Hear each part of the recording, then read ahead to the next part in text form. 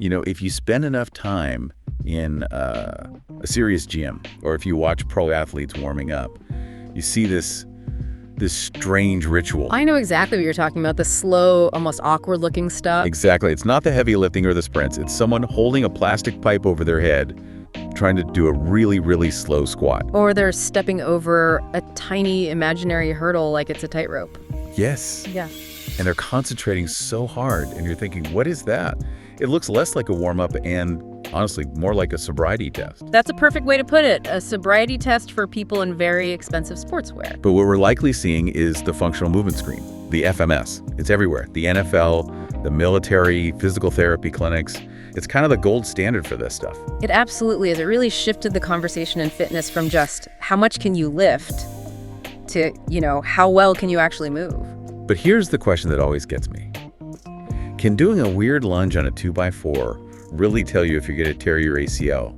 I mean, is this science or is it just a fancy way to stretch? And that is the million-dollar question. Because there's a huge gap between what people think the FMS does, which is, predict the future, and what the data actually says. And that gap is exactly where we're going today. We're doing a deep dive using an evidence-based breakdown from Physio.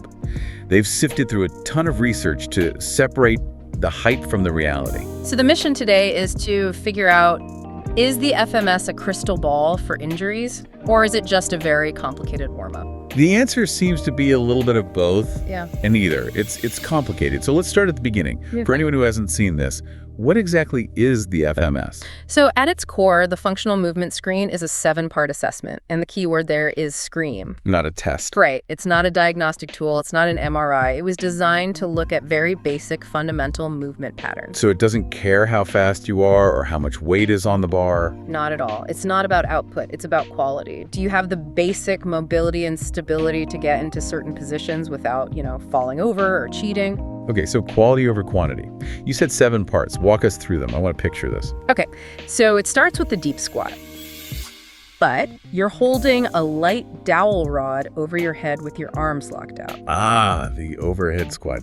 Deceptively hard. It is. It tests everything from your ankles to your shoulders. Then you've got the hurdle step. You hold that same dowel across your shoulders and step over a string set at about shin height. So it's a balance check on one leg. Exactly. Yeah. Then there's the inline lunge. You have to do a lunge, but with your feet on a narrow beam, like a 2x4. Taking away your base of support. Okay. That's the lower body. What's next? Then we get to the upper body with shoulder mobility. It's that classic test where you try to touch your hands behind your back, one from over the top, one from under. I do that one every morning. Some days are better than others. Then the active straight leg raise. You're on your back, you try to lift one leg straight up as high as you can without the other leg lifting off the floor. A classic hamstring and core check. Yep. And the last two are all about the core. The trunk stability push-up, which checks if your core engages properly. Okay. And finally, rotary stability.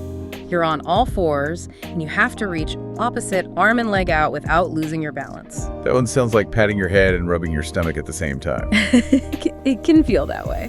So those are the 7 movements, and here's where it gets interesting. It's all scored. It's gamified. It is. Each movement gets a score from 0 to 3. Okay, what do the scores mean? 3 is perfect, I assume. 3 is perfect. You performed the movement exactly as requested. A 2 means you did it, but with some compensation. Maybe your heels came up or you wobbled a bit. So you got it done, but it wasn't pretty. Right. A 1 means you couldn't do it. You failed the attempt. And a 0. A 0 is the big red flag. A 0 means you had pain during the movement. Oh, okay. So it's not about ability at that point. It's a signal. Exactly. If you score a 0, the screen stops, and the recommendation is to see a medical professional. We're not in the fitness domain anymore. So 7 tests, max score of 3 each. That gives you a perfect score of 21. The holy grail of movement. Which brings us to the core of the Physio analysis. Does that score actually matter? Is a 17 really that much better than a 15? Well, this is where we get into the most famous and probably the most controversial part of the FMS. The magic number. There's a magic number.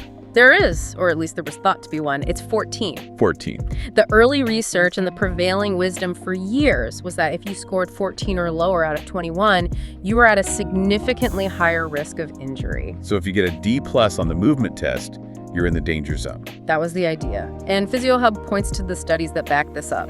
They talk about odds ratios. Okay, unpack odds ratio for us. It's a term we hear a lot in research. Sure, it's just a way of measuring risk. An odds ratio of 1 means no difference in risk. But some of the FMS studies they cite found odds ratios as high as 10.42. 10. So Yeah. in that study, a low scorer was 10 times more likely to get injured. Exactly, and you can see why that would get everyone's attention. Yeah. If I can give you a 15-minute screen and identify the people who are 10 times more likely to get hurt, That's a game changer. it would be.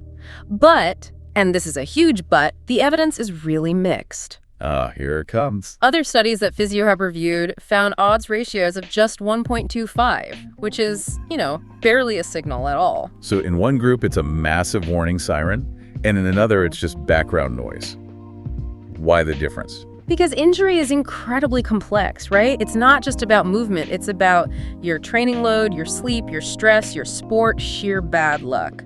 The FMS is only looking at one tiny piece of that puzzle. So it's an oversimplification to say low score equals injury. A massive one. The key insight from the Physio Hub breakdown is that the FMS is a risk indicator, not a predictor. Okay, what's the difference? A predictor is a crystal ball. It says, you, sir, will sprain your ankle next Tuesday. A risk indicator is more like a check engine light in your car. It tells you something is wrong under the hood, but not when or how the car will break down.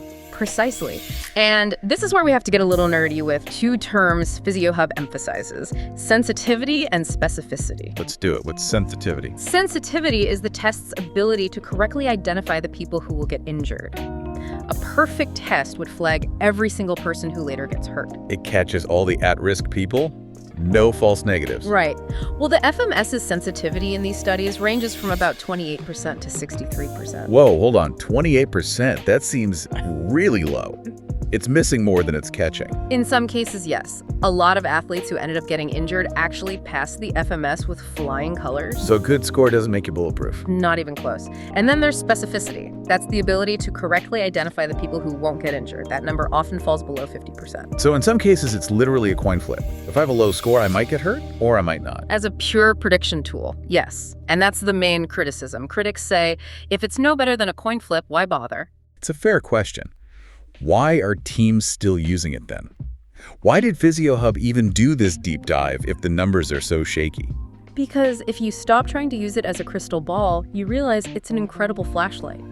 The value isn't in the total score, it's in the details. Okay, so shine that flashlight for me. Where's the real value? Asymmetries. This is the big one.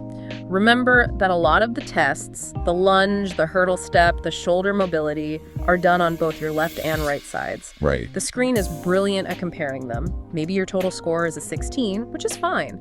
But what if you got a perfect 3 on your right leg hurdle step and a wobbly 1 on your left? That feels like a problem. It's not that I'm bad at it, it's that I'm lopsided. Exactly. That imbalance is a huge red flag.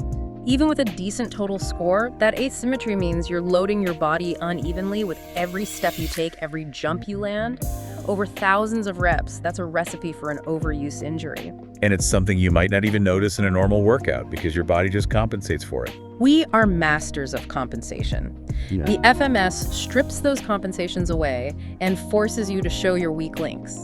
So the lesson is, don't worry about the 14, worry about the difference between your left and right scores. 100%. And there's another reason it's so widely used: reliability. Physio Hub highlights this. The inter-rider reliability is excellent. Meaning if I score you and then another coach comes in and scores you, we're very likely to give you the exact same scores. The criteria are objective, not based on a guess. Which is huge if you're trying to screen a whole team. You need that consistency. It creates a common language for the coaching staff, and that's the whole point. The FMS isn't supposed to be the final word, it's the starting point for a conversation. Okay, so let's make it actionable. I do the screen, I find out my left leg is way less stable than my right. Now what? The score didn't fix me. No, but it told you where to start digging. The solution is corrective exercise. The FMS acts as a triage system. It tells you which bug in your movement software needs patching. So instead of just adding more weight to my squat, I should probably do some single leg balance drills first. Precisely. You fix the underlying movement pattern, then you add load and intensity to it. It's like paving the road before you try to drive a race car on it. Right, you're fixing the foundation. You are, and the analysis is very clear on what the FMS is not. It's not a strength test. You could have a perfect score of 21 and still be quite weak. Okay, you can move well without being powerful. And it's not a conditioning test. And most importantly, we circle back to this. It is not a medical evaluation. Pain means you go see a doctor, not a trainer. Always keep those lanes separate. I really liked how Physio Hub summarized their bottom line. It feels like a really sane approach. It is. They have 3 basic rules. First, identify, don't diagnose. Use it to find movement problems, not to name injuries. Makes sense. What's the second? Combine it. Never use the FMS by itself. It's just one data point. You need to combine it with strength tests, with monitoring how much an athlete is training, how they're sleeping. Context is everything. And the third rule, apply correctives. This is the big one. Data is useless without action. If the screen tells you that you have poor hip mobility, you need to actually do the exercises to improve it. the goal isn't just a better score, it's better movement in your actual life and sport. That's it. We get so obsessed with the score, we forget why we're testing in the first place. You know, this whole thing makes me think about how we approach fitness. We're all obsessed with output numbers. How much weight did I lift? How fast did I run? We are absolutely driven by metrics. But the FMS asks a much quieter question. Can you just control your own body in space? Are you symmetrical? And really, that's a question about longevity. You see these phenomenal young athletes who can jump out of the gym but can't do a simple lunge without falling over. That's a career built on a shaky foundation. So the takeaway for you listening isn't that you have to go get a formal FMS screen, but maybe just start paying attention. Get your own screen? Yeah. When you bend over, is one side tighter than the other? Can you reach behind your back the same way with both arms? Those little self-checks are invaluable. And when you find a difference, don't just ignore it. The message from the Physio Hub sources is so clear. The FMS is a tool, not a prophecy. It won't stop every injury, but it gives you a chance to listen to what your body is trying to tell you. And learning to listen to your body is probably the most important skill you can have. I want to leave you with one last thought. We've talked about movement quality as a way to prevent injury, right? To play defense. But what if we've got it backward? What if improving how you move isn't just about safety, but about unlocking performance? How do you mean? Well, think about it. If you have an asymmetry, a weak link, your body is constantly putting on the brake to protect itself. You're leaking energy with every movement. That's a really interesting point. You're fighting against yourself. Exactly. So maybe the reason you've plateaued in your squat isn't because your legs aren't strong enough. Maybe it's because your brain won't let you access that strength because it knows your core stability is shaky. What if fixing the movement pattern is the secret to unlocking more power? A more efficient engine goes faster without getting bigger. Precisely. Maybe the path to doing more isn't always about trying harder, but about moving better. Thanks for diving deep with us today. Go check your symmetry. I'll catch you on the next one.